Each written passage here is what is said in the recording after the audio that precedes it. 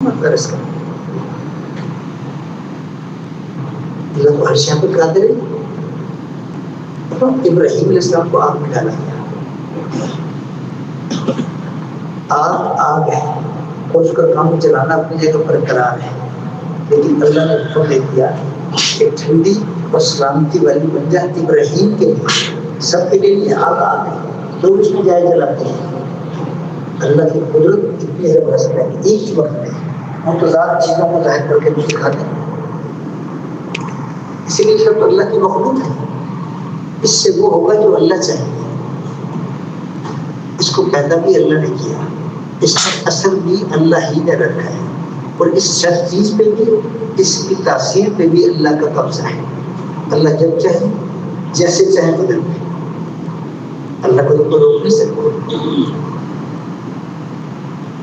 یہ بنیاد جب تک سیدھی نہیں ہوتی اس وقت تک زندگی ٹھیک نہیں ہو سکتی. دیکھو ساری دنیا فساد کس کا ہے؟ یہ انسان کے بگاڑ کا فساد ہے. انسان بنے گا اللہ سارا جہان بنا دے گا, انسان بگڑے گا اللہ سارا جہان بگاڑ دے گا. ایسا دنیا فساد کس کا ہے؟ بگڑے ہوئے انسانوں کی وجہ سے فساد ہے, بگڑے ہوئے انسانوں کی وجہ سے فساد ہے. نبیوں کو اللہ نے سب سے مشکل کام کے لیے کیا کہ جا کے محنت کرے کہ انسان بن جائے. جیسے ہم اپنی زبان پہ بندہ باندھے, وہ بندہ ہے کیا مطلب؟ بندوں والے کام نہیں کرنا, بندوں والے کام نہیں کرنا. انبیاء علیہ السلام کو اللہ نے اس لیے بھیجا, سب سے مشکل کام ہے. انسان اچھا انسان بنے, یہ سب سے مشکل کام ہے.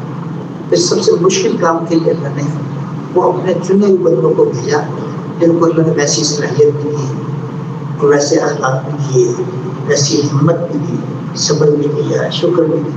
ان کو مجموعہ صفات بنا کے بھیجا ہے. اس لیے جب پیارے سے کو برداشت کیا ہے وہ آسان نہیں ہے.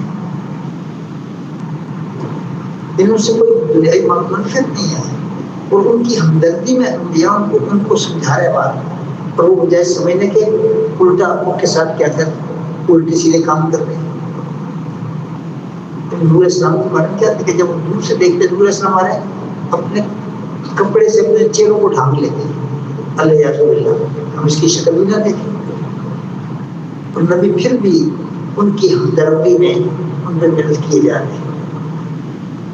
1 سال 2 سال 100 سال نہیں, 950 سال. دوستوں اللہ اپنی قدرت سمجھا رہے ہیں تاکہ یہ مخلوق اللہ کو پہچاننے کے اللہ کون ہے اور اللہ کی اتنی قدرت والا ہے. تو یہ سارا کارخانہ اتنا کائنات کا ہے, یہ کیا ہے؟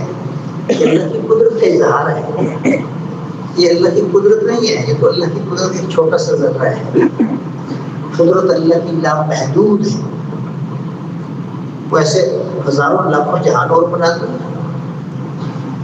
یہ بھی آتا ہے کہ 18,000 جہان, اور بھی روایتیں 70,000 تک کی نہیں ہے, 18,000 جہان پیدا کیے, اور یہ ساری دنیا ایک جہان ہے. اور اس کو کون نظر کر سکتا ہے؟